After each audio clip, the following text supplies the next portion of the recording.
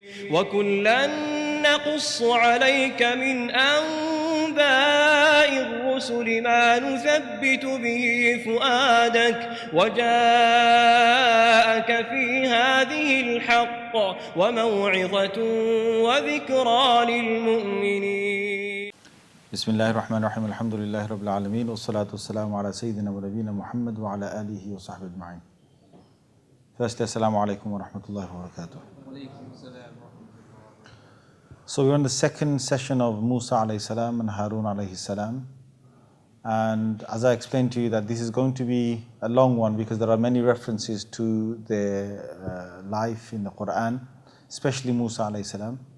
And one of the last things I said last week was that Allah had joined together in marriage one of the greatest enemies of Allah on the earth at the time, which was Pharaoh, greatest enemy of religion, greatest enemy of the Prophet Musa alayhi salam. Allah married him to one of the closest individuals to Allah. So one of the people, the person who was the furthest away, who was Pharaoh, Allah married him to a woman whose name is Asiya, and she's the closest to Allah Azza wa Jal, one of the closest to Allah on the earth at that time. After Musa alayhi salam, after Harun alayhi salam, she's one of the closest to Allah. And her mention is in the Quran. Not only here, about, in ayah number 9, surah number 28, but also where Allah specifically mentions about this woman, and He mentions her time with Pharaoh and what she actually said as a dua to Allah. This is in Surah Tahrim, Surah number 66, ayah number 11. Allah says, وَضَرَبَ اللَّهُ مَثَلًا لِلَّذِينَ آمَنُوا امْرَأَةَ فِرْعَوْنَ. So Allah gives example for the believers. But the example He gives for the believers is the woman of Pharaoh. Now just before that, He gave the example of the wife of Nuh alayhi salam and the wife of Lut alayhi salam in ayah number 10 of Surah number 66. And He said, and it's very, very startling if you look at these examples. Here you've got Lut alayhi salam, a prophet of Allah, Nuh alayhi salam, a prophet of Allah, and their wives are two disbelievers. So you've got people who are completely disbelieving in Allah, married to people who are the closest to Allah on the earth. And the opposite happens, where the man is the furthest away from Allah, this is Pharaoh, and the woman is Asiya, who is a believer. And Allah says, إِذْ قَالَتْ رَبِّ ابْنِ لِي عِنْدَكَ بَيْتًا فِي الْجَنَّةِ. When she said, my Lord, make me a house next to you in Jannah, close to you in Jannah. Let me be, basically she's trying to say, let me be in Jannatul Firdaus, in a most prominent place in Jannatul Firdaus to have a house. وَنَجِّنِي مِنْ فِرْعَوْنَ وَعَمَلٍ. Save me from Fir'aun and his actions. وَنَجِّنِي مِنَ الْقَوْمِ الظَّالِمِينَ. Save me from all the oppressing people. The oppressing people meaning the people of Fir'aun.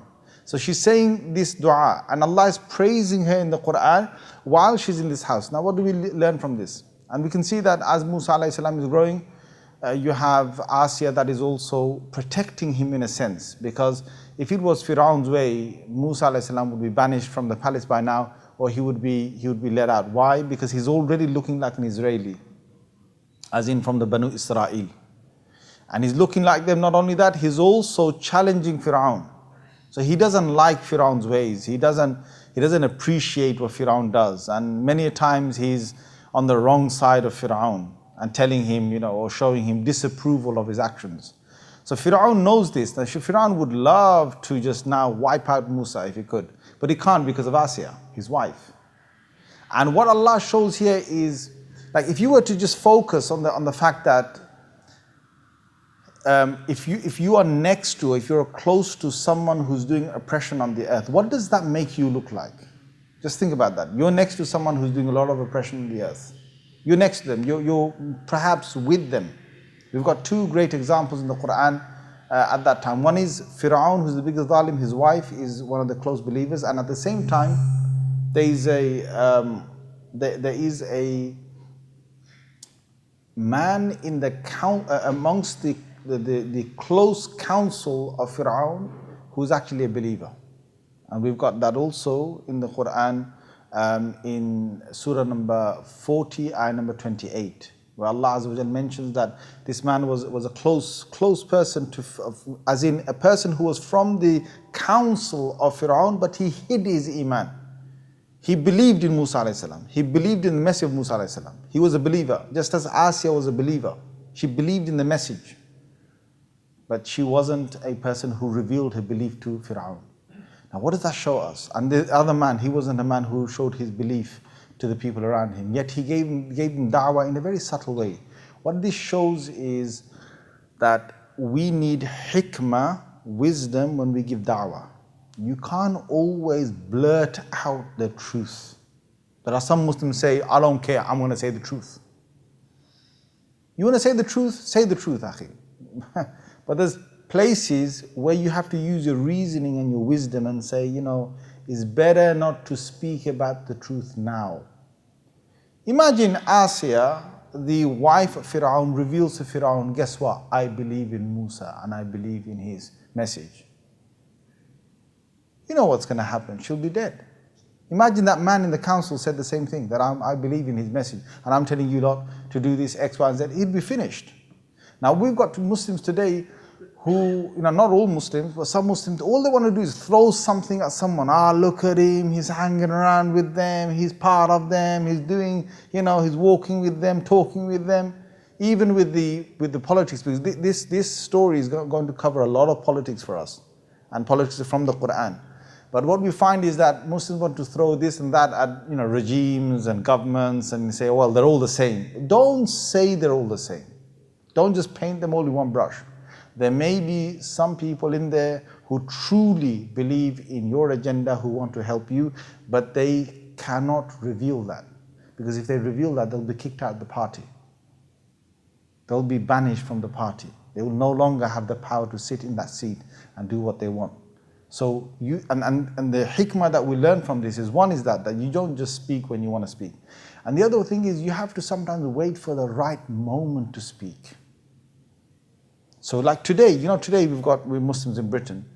I don't think it's healthy for us to go out there and say, once we get into power, we're going to do X, Y, and Z, and blah, blah, blah. There are Muslims out there who do all of this.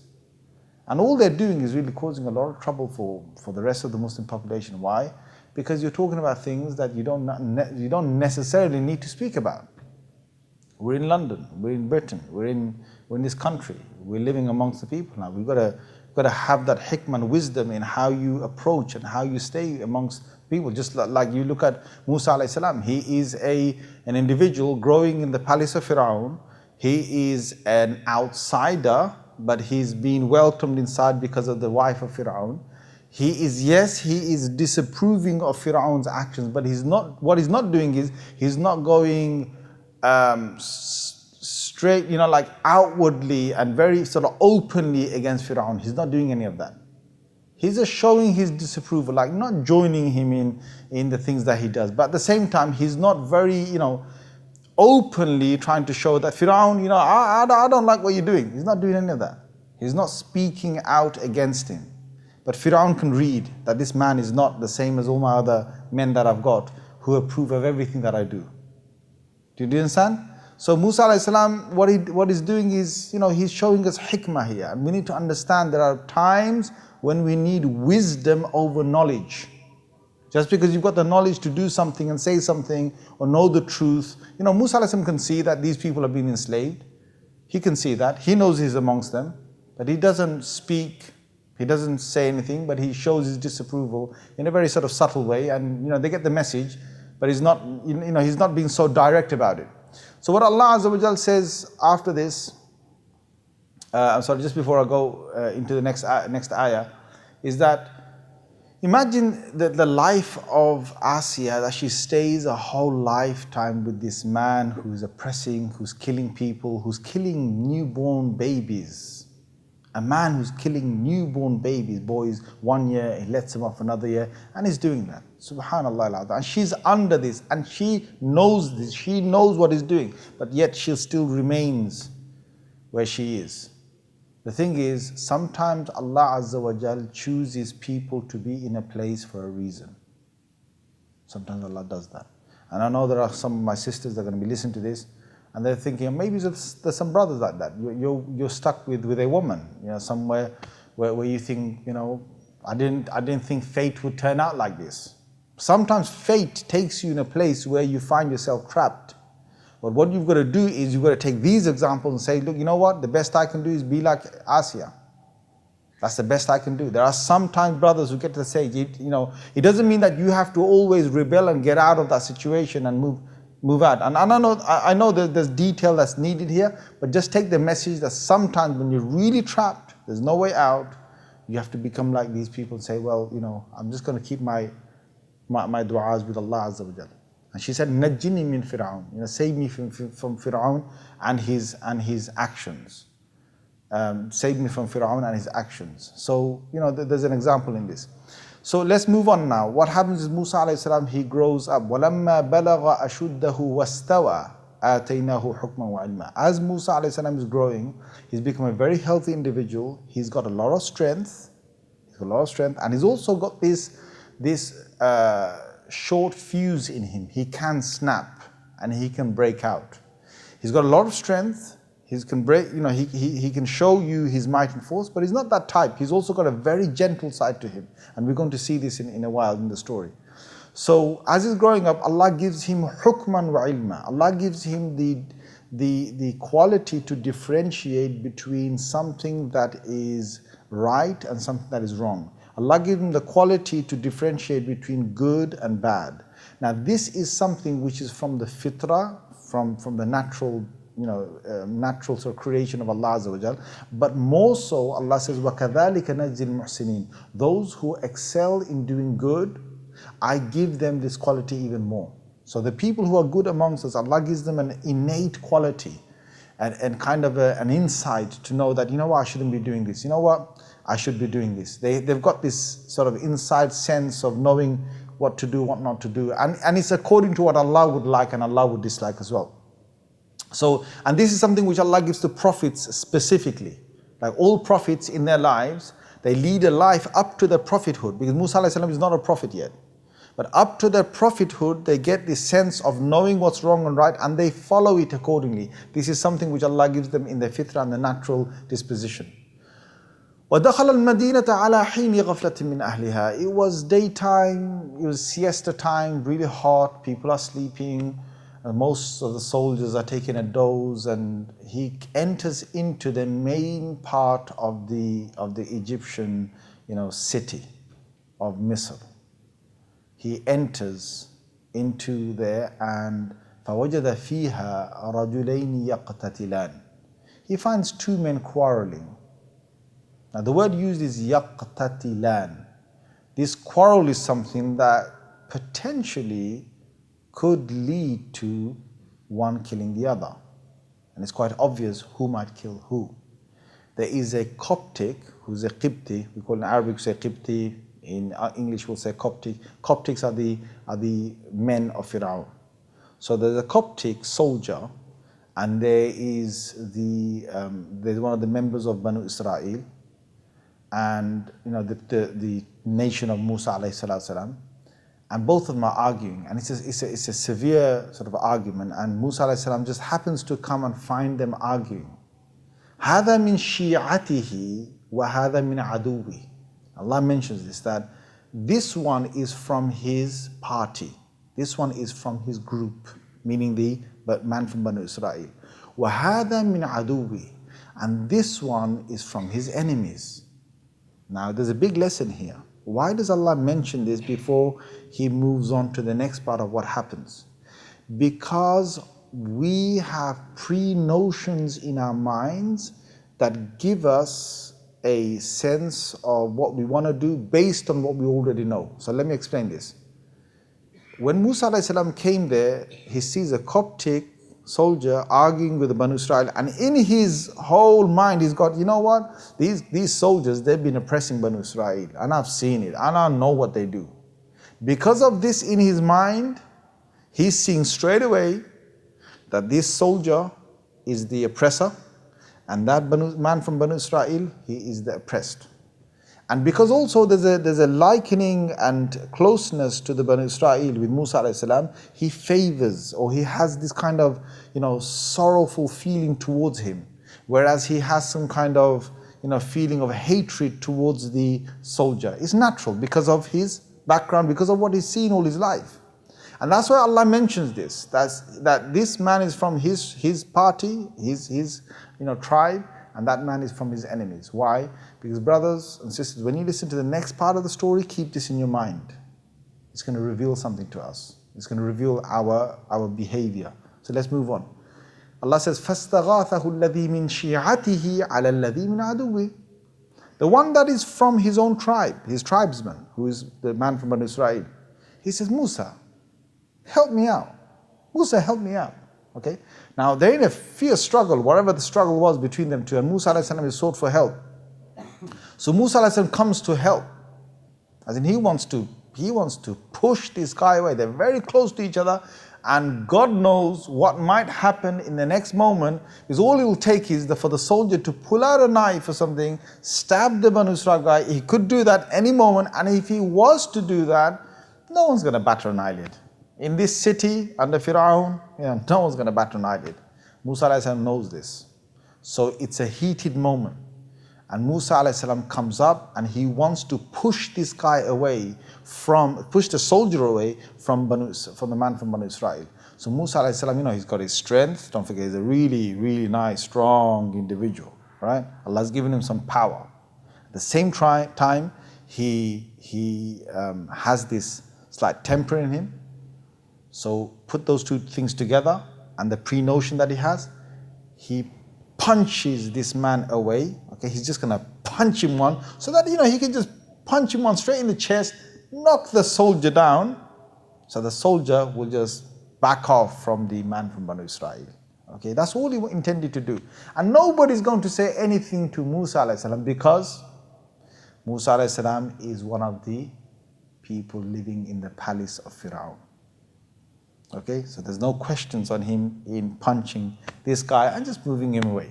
فَوَكَزَهُ Musa. So Musa alayhi salam threw a punch onto his chest and threw him back. And this soldier fell straight onto the ground. But when he fell onto the ground, قَضَى عَلَيْهِ. He died. He didn't get back up.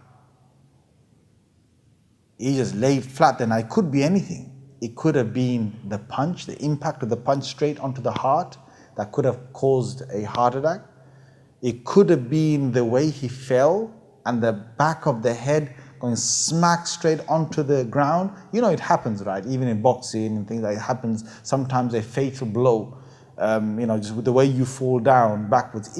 It's like very rare, very unexpected, but it just happened. And Musa alayhi salam is stunned. They're waiting for him to get back up. He's not getting back up. They check his pulse and they know that he's dead. Now Musa alayhi salam did not intend to kill this man. There is no way he intended to kill him. And he's looking at the Israeli, the man from Banu Israel, and he's looking at him, and Musa alayhi salam says, قَالَ هَذَا مِنْ عَمَلِ الشَّيْطَانِ. He said, this is from one of the actions of the shaitan, meaning that, he's not saying that his own action, what he did, is from the action of the shaitan, so that the shaitan is influencing. No. He's saying that the whole scenario of how all the things came together is something from the shaitan. And what do we learn from this? What we learn from this is sometimes, when you get to a heated moment, okay, don't just forget, there might be you, there might be two others there might be things going on, okay, there's a heated debate going on here. Please don't forget, Uncle Satan is somewhere in between the three, okay? So he could be flaring, meaning that this shaitan made the Coptic flare at the Israeli, and this shaitan made both of them struggle with each other just at the time when Musa alayhi salam was coming, and now it's going to make Musa alayhi salam to deep trouble. Not that this, amal shaitan doesn't mean that, shaitan made him punch this man. It doesn't mean that, okay? So let's make that clear. It means that the whole scenario and how things came together, it was from the shaitan that this all happened. إِنَّهُ عَدُوٌ مُضِلٌّ مُبِينٌ. He's clearly An enemy that leads astray. And this is in ayah number 15 of surah number 28. He then turned to Allah and said, Rabbi inni zalamtu. He said, my Lord, I clearly have wronged myself. Like, as in, look, he's here with a dead soldier. I've wronged myself. Faghfir li ghafar Allah. As in, what can I do right now? If Musa alayhi salam was to go and report back, I accidentally killed one of the Coptics. You know what that means? That means Musa alayhi salam is dead. They're going to kill him. Pharaoh's waiting for Musa alayhi salam just to slip up, because he knows that this man doesn't approve of his actions. So Pharaoh's waiting for that. So if Musa alayhi salam was to turn around and say, look guys, I just accidentally killed him. First, no one's going to believe him. How could you just accidentally kill a man with one blow? You must have broken his head or, intentionally killed him. There's no way this can be an accident. No one's going to believe it's an accident. And second thing is there's going to be retribution. Musa alayhi salam will be taken in. Now he knows that. That's why he turned to Allah for forgiveness. As in, he can't do anything else except ask for forgiveness from Allah. He can't go back. And he would love to go back and say, look, I'm sorry guys, this was a big mistake and a fault, whatever. I'm trying to get forgiveness from the family members, whatever. He'd love to do that. But this is not the moment to do that. This is the moment when he's going to face death for an accident. So he said, Faghfir li. Oh Allah, forgive me. And Allah says, Faghfar Allah. I forgave him. Meaning that, don't worry. This punch, an accidental death, was something which Allah had decreed. Allah decreed this. Now here's where we learn a little bit about qadr. Musa alayhi salatu salam, though he has the fear, he might get questioned on the Day of Judgment about this.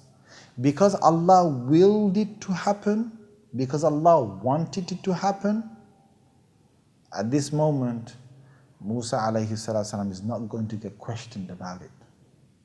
You guys understand? If Allah makes me do something in my life, which He made me do, and He wanted a bigger consequence coming out of that, because we're going to see what happens. Because of this one punch, you're going to see what happens to the life of Musa. His whole life is going to now turn upside down. And Allah decreed all of it. Allah wanted, through this one punch, Allah wanted to take Musa alayhi salam out of the city. He wanted to take him away from Pharaoh, all his men, all of Banu Israel. He wanted to give him training. He wanted to take him out to the wilderness. He wanted to prepare him to become a prophet. And for that, he couldn't keep him there, in the place where he was born and brought up. He couldn't. There were circumstances that wouldn't make him the person that he would become if he went outside. And for that, Allah decreed this. And for that reason, Allah is not going to question Musa alayhi salam on the Day of Judgment and say, Musa, you killed this man, and therefore you've now got to find some way of giving retribution. No. Just as, Adam alayhi salam, when he ate from the tree, there is no questioning to Adam alayhi salam, why did you eat from the tree when I told you not to eat from the tree? There's no question why. Because it's one of those things Allah decreed. He did it, yes, and there's guilt and there's feelings of why did I do it? Oh my Allah, please forgive me, Rabbana zalamna anfusana. All those things are there, that's fine. But Allah is not going to question him, because Allah had a greater plan. He wanted him to eat from the tree. Why? He wanted him to come down to the earth, and the whole of the Banu Adam, the children of Adam, would get born. Me and you would be here today. Do you understand? So it's a great plan, but because of that, Allah is not going to ask him, why did you eat from the tree? So Allah is not going to ask Musa alayhi salam on the Day of Judgment, why did you kill that man? So we understand a little bit about qadr here. And Allah says, Innahu ghafurur rahim. This is forgiven, as in, this is forgiven. I'm not going to even ask him about the situation. Qala Rabbi bima an'amta alay. So Allah, you've been so kind to me. My Lord, you've been so kind to me. Why? Because all his life he can see, Allah's just favored him in growing up as the only Israeli, only man from Banu Israel who's living in the palace of Pharaoh. He knows his background, he knows his life, he's grew up, and he knows that Allah has given him this special position. فَلَنْ أَكُونَ ظَهِيرًا لِلْمُجْرِمِينَ. I will not become one who backs those who are sinners. Meaning that even though this man has just died, this is not going to make me go to the other side and start supporting the Coptics. You gotta understand this. Sometimes we make a mistake. Just because you make a mistake, you want to make up for the mistake. And to make up for the mistake, you might think, you know what, let me go to the other side. Let me make them happy. Let me sort of, be at ease with them. Let me just give up my principles for a little while. Let me just be some kind of, let me succumb to them. Let me, give in to them. People do this because they think that they made a mistake. You go to the other party, you go to the other side, you go to the enemy's side, and you try and give in a bit because you made a mistake. And he's saying, look, I'm still not going to do this. Even though there's a mistake, this man is finished, he's gone, I'm still not going to back any of those Coptics, though this one died accidentally. فَأَصْبَحَ فِي الْمَدِينَةِ خَائِفًا. In the city, he remained fearful. Now, fear has crept. Why? There's a dead soldier out there. There's no time to take this dead soldier and bury him. There's no time to do that, because if they get caught in that, that is some serious damage. You're trying to kill a soldier, you bury him in the city of Pharaoh, you probably be, you probably have your arms and legs cut off from both sides for doing that. Pharaoh's the man who would do that. So they just left the soldier. Israeli went his way, Musa alayhi salam went his way, and Musa alayhi salam, he feared all night. And he yataraqab. And he kept on looking, watching. Now this is a beautiful part of the Quran that explains a deep matter to us. This is all psychology, part of psychology. And I'm not trying to say to you that, I'm not using psychology and then saying and applying psychology over the Quran. I'm not doing that. I'm just telling you, naturally, Allah has taught us the deepest emotions of human beings from the Quran. So he's a prophet, a man has been killed. He himself, what does he do? Musa alayhi salam keeps on watching. Normally in a night he wouldn't do this. He keeps on watching out, he keeps on looking. He keeps on looking, who's coming, who's going? Who's going in that direction? That was the direction where I killed that soldier. And Musa carries on walking up and down, seeing which soldier is going in which direction and who is going towards that direction in particular. Why? Because he wants to know if anybody has found out that there is a dead soldier. And if somebody has found out there's a dead soldier, what are they actually saying amongst themselves? Are they saying they know who it is? And if they do, who it is? I want to hear the name. Is it my name that they're saying? That they know? Are they saying that they know it's an Israeli? Will somebody who never actually killed the man get blamed for this killing? Because that could also happen. Somebody who never killed this man could get blamed for it. And Musa alayhi salam would feel even more, he would feel worse inside. He killed a man accidentally and some other man gets killed for that. He would never want that. So he's listening and he's terrified of what might actually happen. Now, what does Allah teach us from this? Subhanallah al-Azim. And anyway, we know Musa alayhi salam is innocent. But let's just come to the real world. In our world, sometimes there's a crime. They've seen, these are the real stats and real investigations. The person who commits a crime in a place, there is a 70% chance that criminal, I'm talking about our world, I'm not talking about Musa alayhi salam now, I'm talking about our world. There is a 70% chance that the criminal will revisit that place that day because he wants to know what's going on. He wants to know whether he's being caught. He wants to know what other people think. He wants to gather the information about the whole scene. So if there's a robbery somewhere, or if there's a theft somewhere, there's a 70% chance, especially if it's a theft, that the thief will come back to just walk by, just follow by. He's not going to come back and start going inside. He's just going to walk back. Or he might come inside, but he'll pretend to be an ordinary person, just inquiring, what's going on, what happened here, yeah. Even when there's a fight, there's a serious fight and someone's got hit badly, there's a 70% chance that the person who did it will come back to that place. And it's happened. And they know in criminology to actually that day to watch out, to look at the kind of people that are visiting the place. But anyway, what it shows here is that there are deep emotions, and Musa alayhi salam, he's got this fear. But anyway, the whole night passes by. He doesn't hear anything. He doesn't hear any of the soldiers say that they know who it is or this man. They're still thinking, okay, it's a dead soldier. We're still got to find out who did it. The next day he comes back out. When he comes out, he visits the same kind of place. He's now looking to see, that the dead soldier's gone. But what does he see? He sees yesterday's Israeli, the same man from Banu Israel who argued yesterday, who Musa alayhi salam tried to help. The same man is arguing with another Coptic. And now Musa alayhi salam is puzzled. You know what's going through his head? What's going through his head is, I helped you yesterday. I helped you yesterday. Because of you, I even killed a man accidentally. And I don't expect you again to get into another argument, another fight with a Coptic, just as you did yesterday.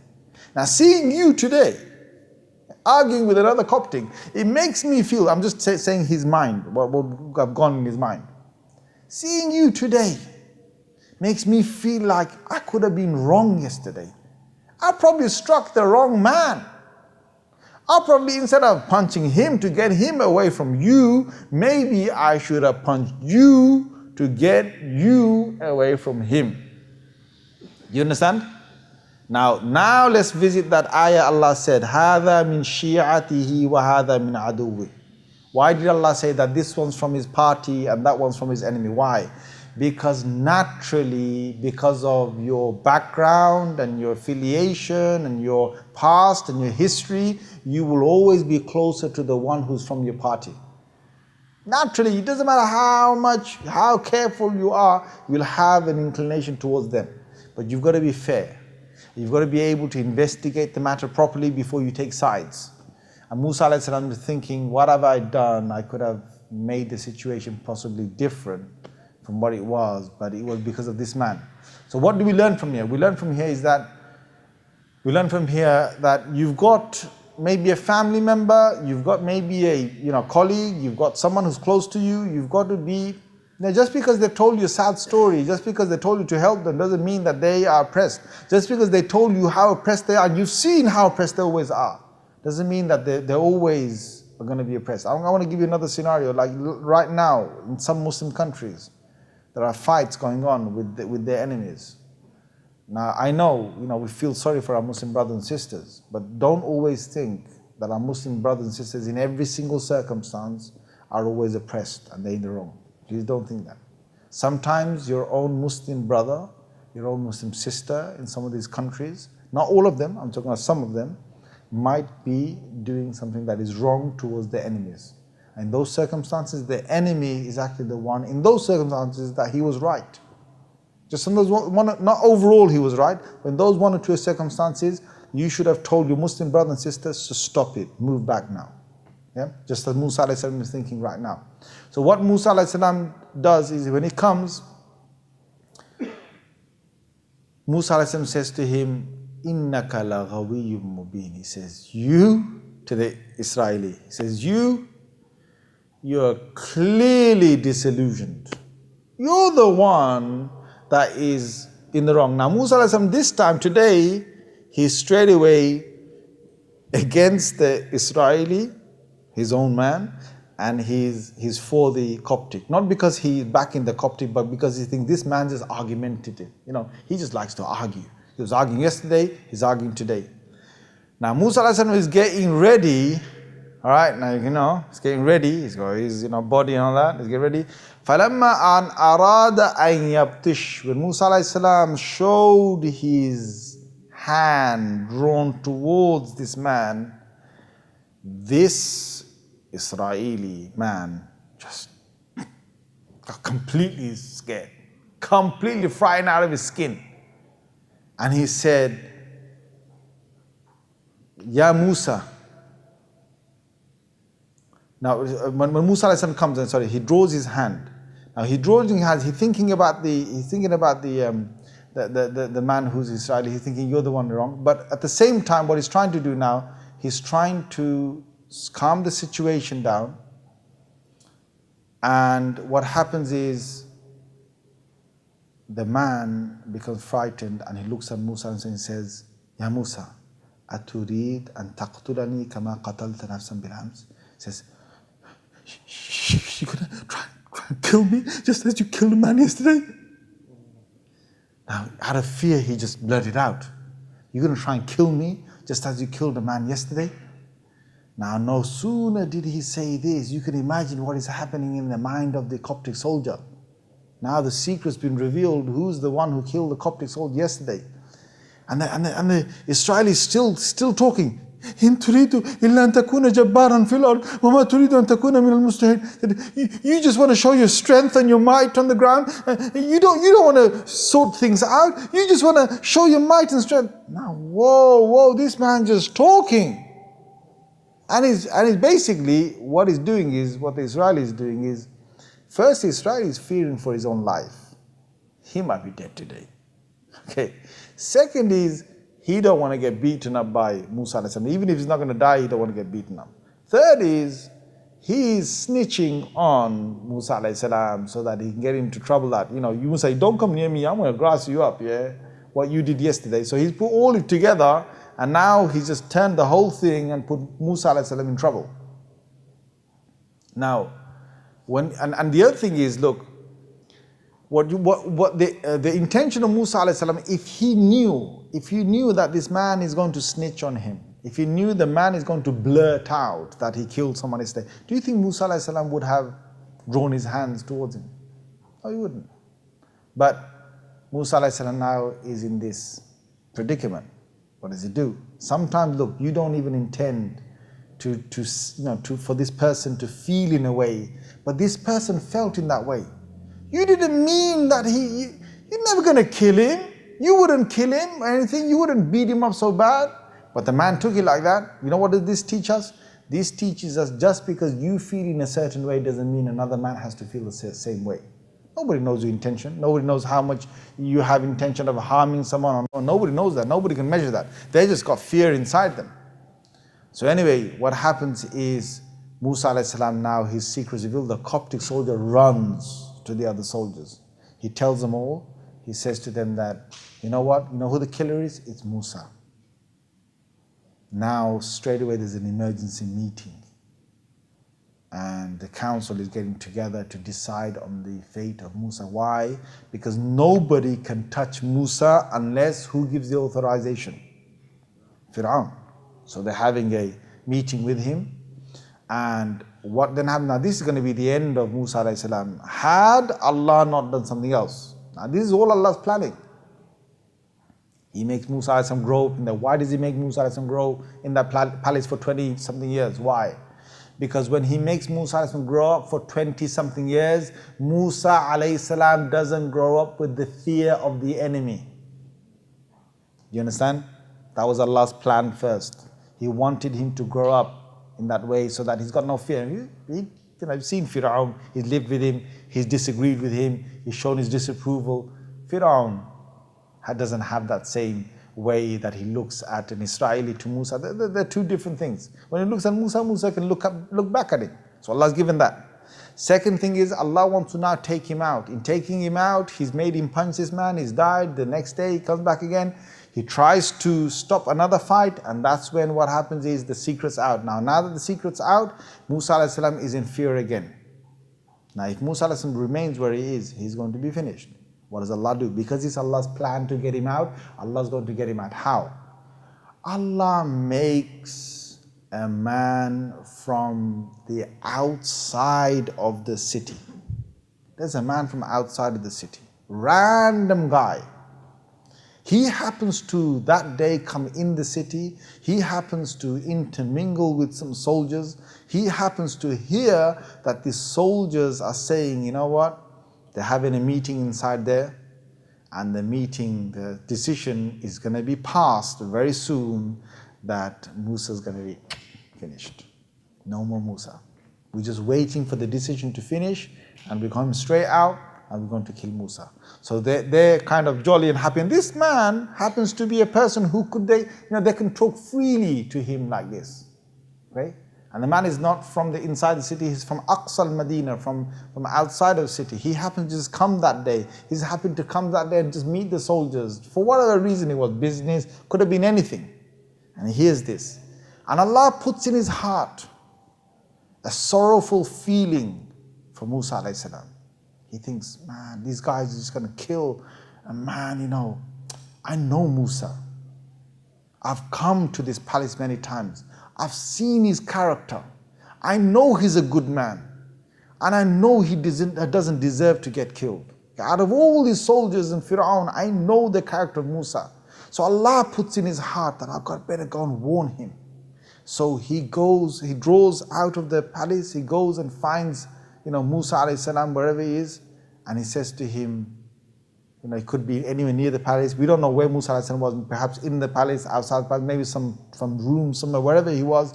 He went straight to Musa alayhi salam and he said, Ya Musa, Innal mala'a ya'tamiruna bik. The council is having a meeting right now about your affair, and they want to kill you. So get out of here. I am being absolutely clear to you and honest to you that this is the case. So Musa quickly gets, sneaks out of the palace. فَخَرَجَ مِنْهَا خَائِفًا. He comes out of the palace, he's scared, يَتَرَقَّبْ, and he keeps on looking back, keeps on looking around. Now Allah reveals to us that when a person is in such fear, they will be looking around. This is body language that we learn from the Quran. The Quran teaches a lot of body language. If a person is not fearful, but if a person is fearful,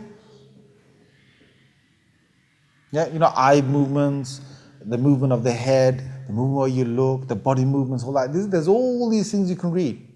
And there's a huge studies on this. So the next time you come through the airport, the next time you come to the airport, there's a lot of movements of yours that's being carefully watched, my friend, from through the camera. You understand? You come with your trolley through the green channel, the one that says nothing to declare. Yeah?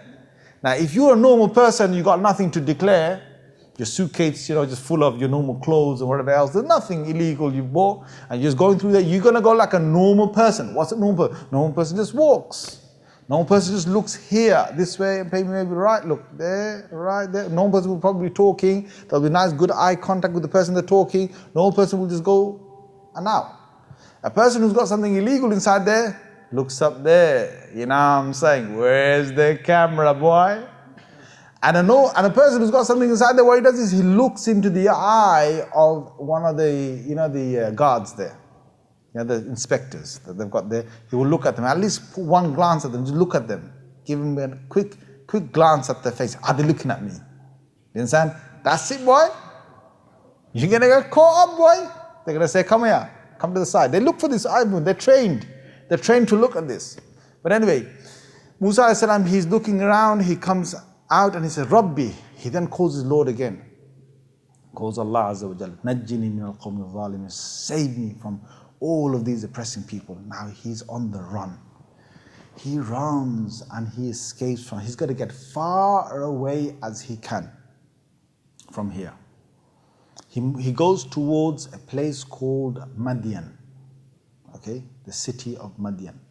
Now the city of Madyan is somewhere that is from Egypt, it's eastward. Okay, so where Egypt is right now today, on the map, it's towards the east, towards sort of Jordan and that kind of side. Now, Musa alayhi salam is on the run and he's very hungry, he hasn't got any food, and he travels for 7 days on foot. 7 days on foot. In the night time, sleeping wherever, maybe in a cave, under a tree, sleeping very rough. In the daytime, living off any green plant he can find. Any green plant he can find, he's just living off that. He's just chewing and eating just to survive. Ibn Abbas radiallahu anhu says that he was so hungry by the 7th day that his stomach, the skin of his stomach was almost like going back towards his spine. Almost going towards his spine. You can imagine how hungry Musa is. One is fear of the soldiers because they're probably coming any time behind. And the second thing is that he's got to find a home. He's got to find a place where he can live. So when he's going towards Madyan, this is ayah number 22 of surah number 28. He gets to Madyan, to this city of Madyan, and he says, Asa Rabbi an yahdiyani sawa as-sabil. I have trust in my Allah that He will show me a pathway to a good pathway. He's taking me in the right direction. Now, subhanAllah, He's not questioning why all this happened. This is key to, when things go wrong, this is key. That you just think that, you know what? I didn't mean this. I didn't want to kill that guy. It wasn't my fault. And the next day, for that guy to blurt out my whole thing, it wasn't my fault. Next minute, they want to kill me and I have to run. It wasn't my fault. Why did this happen to me? Oh my God. People kill themselves for it. Musa was not doing this. Musa was turned to Allah. Allah, you must have had a good plan for this. Now, I know that you're going to show me the right path. This is the believer. Doesn't matter how bad things are. You know that Allah is going to bring you back the best way. And what's the worst thing that can happen to you, my friend? What's the worst thing? Tell me this. What's the worst thing that can happen to you in a situation like this? What could happen to you? Go on. You can get killed. That's the worst, right, guys? That's the worst, yes? There's two ways of looking at it. Either you look at kill as in, oh my God, they killed me. Oh my God, I'm going to miss my family. And I'm going to miss everybody I knew. Oh no. Or you could look at it the other way. They killed me. They ended my misery. They killed me. They cannot do this to me anymore. They can't oppress me anymore. They can't do what they want anymore. I'm now with my Lord, with Allah, who I always had faith with. I'm with Him. Can't get any worse than that. No, it's going to be really good out there. Okay, so there's two ways of looking at it. Musa is on the run and he comes to a watering place. There's a well and there's a large lid on a well, and there's also buckets to get the water. Some people are struggling with one another all around this well. And who's going to be the first one to get the water out of the well? And the people are just sort of scrambling with this whole place. And Musa alayhi salam is watching this. These people are scrambling. And he wants water himself. He wants water. So he's waiting there. He's sitting there. He needs the water. He's very thirsty. Allah brings him because of to quench his thirst. Because of the thirstiness, He brings him there. So he's waiting there patiently, thinking, okay, let these people finish. Even after 7 days of traveling, he's waiting. Allahu Akbar, this is the sabr that he's displaying. But he notices something strange. He notices that there are two women at the side. These two women have got their flock as well. Now each of these people around the well, they're all struggling for the water. Why? Because they want to quench the thirst of their animals. They want to give water to their animals. And there are two women who are standing at the side, and they're moving back. They're moving back. As many people come to take water, they're not standing in a queue. They're not even trying to get inside there to try and draw the water. Every time someone comes, they just move slightly more back. But they're waiting, and it's clear that they want water as well. And he sees this for some time. So he gets up, goes up to the two women. He says, Ma khatbukuma? He says, what's wrong? Why are you doing this? Why you keep on moving back as people come? Why don't you just carry on moving forward and wait for your turn? Or try to get inside there? They said, La nasqi hatta yusdira ri'a. We can't give water to our flock until all these people have gone. When they've gone, then we get our chance. And this is every day. We just have to wait here patiently. Wa abuna shaykhun kabir. And we have a father who is an old man. And because of that, our father, we have no brothers, we have no other family members, we've only got a father. And that father is old, and that father can't come out here and do this. And you were young women, and we just have to just stand there, wait for them to finish it. And then we got the end of when everyone's gone, they're satisfied, we then draw the water and we give water to our flock. Musa alayhi salam felt sorry for them. Now this is just an act of a voluntary act. Musa alayhi salam no way knows what is happening and what he's doing, to whom he's doing it to. He just wants to help people. That's it. He just gets to say, okay, fine. He said, I'm going there getting the water. He goes in there amongst the people. And he gets there, and with his left arm, he lifts the entire lid. Yeah? Wow, some powerful guy there. These two sisters are watching him. And then he comes all the way with the water, and he gives it to the two women, lets them quench their the thirst and the thirst of the flock. And Musa alayhi salam draws back after he quenches his own thirst. He draws back and he goes under a tree. And this is just a voluntary act. He just did that and nothing of it. I just helped and that's fine. But I'm under a tree. And he thinks, Inni lima anzalta ilayya min khayrin faqir. He says, Rabbi, my Lord. Again, look, every time, look at the tawakkul he has. When he killed the man accidentally, he said, Rabbi inni zalamtu. My Lord, I seek your forgiveness. Rabbi bima an'amta alayya. Oh Allah, you favored me so much. I'm telling you, I will not back the people who are sinners. Then when he's actually fleeing from Pharaoh's palace, he said, Rabbi, my Lord, save me from the people who are oppressors. Then when he gets to Madyan, the dua he makes, he reaches the city, he makes a dua, my Lord, you guide me to the straight path. And then now he does his voluntary act, he comes under a tree, and again, Rabbi, my Lord, inni lima anzalta ilayya min khayrin faqir. I surely am desperate to receive, and I'm really great need of receiving any goodness that you're going to bring my way. He's sitting there, just whatever happens now, he's still going to be on the flee. He doesn't know where he's going to go next. فَجَاءَتْ إِحْدَاهُمَا. He sees in the distance someone coming, and who he sees is one of the two sisters who he did a voluntary act of helping them. One of those sisters is now coming back towards him. تَمْشِي عَلَى اسْتِحْيَاءٍ. What he notices is this woman who's coming towards him, she's walking in a very modest way. She's walking with her eyes down.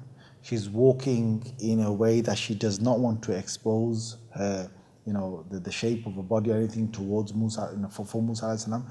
She's walking in very and also, when somebody's got very modest, they will take smaller steps.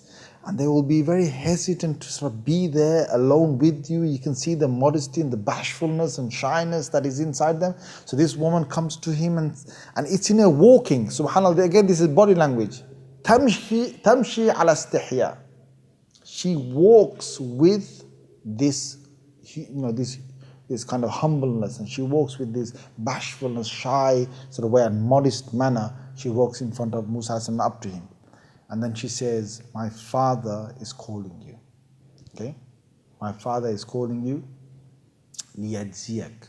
So he can reward you for doing what you did today. Because what happened is the two sisters went home early. And the father was surprised. He said, how come you're here, my girls, how come you're here back so early?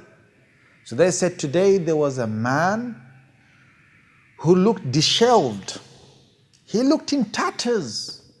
It looked like his shoes were almost going to go. And he was really hungry. We could see it. And at the same time, he was a stranger. We'd never seen him before. And a man who in this town, this is a town where people don't care for one another. And they said, this stranger just got up and he came and asked us about what it was, our matter. And he went straight inside there and he just got the water for us. No other stranger would do that for us. But today, Father, he did it for us and he gave us water, and that's why we're here early. So now the father was interested. So he said, go and call that stranger. When she came to call him, Musa alayhi salam got up, and she had a means for him to make the journey back home. To make the journey back home, you had to get onto something like a horse or a camel, whatever the conveyance was. Okay? So normally what happens is that the guide or the person who's your host, the person who's calling you, the person who knows the way, they will walk in front. That's normal. Who's gonna tell you, okay, I'm here to take you, but you walk in front of me and I'll guide you from behind? Who's gonna do that? Now, it's normal for the woman to say that, okay, I'm going to lead the way and you follow me to my father's house. Musa alayhi salam, he said, no. He said, you direct me from behind. Because this is taqwa. Subhanallah al-azim. This is taqwa. You direct me from behind and I will be in front. You tell me which way to go. And this surprised the woman. Why? Because this man has got so much, so many good qualities in him. He's all alone with his woman here. He could do what he likes. But he's got, first he was so strong when he lifted the lid. Then he was so generous when he gave the water. Now he's modest and he's got a great quality of showing that he is a person that is not going to be loose in any way. She's surprised at this. So he went in front, she came behind, he came all the way to the father. وَقَصَّ عَلَيْهِ الْقَصَص. And then they start talking with each other. The father saw straight away that this man is really hungry. And he offered him food straight away. And the first thing Musa said is, why are you offering me food? He said, because, now Musa thought from what the woman has said, Musa thought that it is because of a favor for a favor, that he's going to feed him because he's done the daughters a favor. And Musa said, look, I'm not here to eat because of the favor. This is a person who's going to become a prophet. He's got high qualities. And the father said, no. He said, I'm not feeding you because you gave my daughters a favor. I'm going to feed you because it is my honor to feed a stranger and someone who's traveling by. And that's why you're here. And my forefathers and those who I know have always honored guests. So you are my guest. So that's when Musa ate. And as he ate, they got chatting. And as he chatted, one of the things that the father revealed to him said, look, you're safe here. Don't worry. This is not a place where Pharaoh has his men coming. And this is not a place where his kingdom stretches. So you can tell me what is going on. So Musa revealed to him his whole past. And this man, whose name was Shu'aib, and we're going to get to which Shu'aib it was, who he was, he said to him, لا تخف. He said, don't have fear. نجوت من القوم الظالمين. He said, you are safe now from the hands and from the people who are oppressors. You are safe. Okay. Now there's going to be another twist to the whole story of what happens from here onwards. Okay. And we're going to cover that inshallah in the following week. We'll end it here today inshallah. Jazakumullah khair wa akhiru da'wana alhamdulillahi rabbil alameen. الذكر علم ونور الحاملات سنا ونور والرسمات هنا سرور يا حلوات تلك السنين